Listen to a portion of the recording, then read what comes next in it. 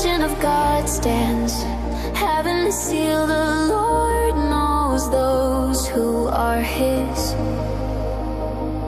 And everyone who names the name of the Lord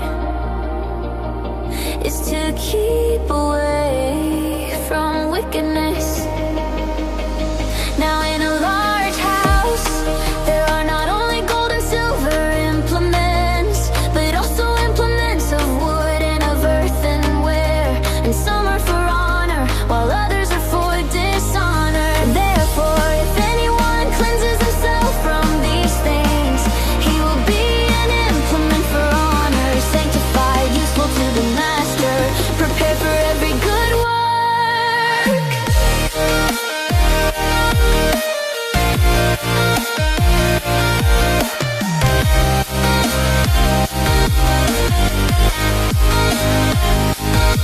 Now flee from youthful lusts and pursue righteousness, faith, love, and peace with those who call on the Lord from a pure heart, but refuse foolish and ignorant speculations, knowing that they produce quarrels. The Lord's bondservant must not be quarrelsome, but be kind to all, skillful in teaching, patient when wronged, with gentleness correcting those who are in opposition.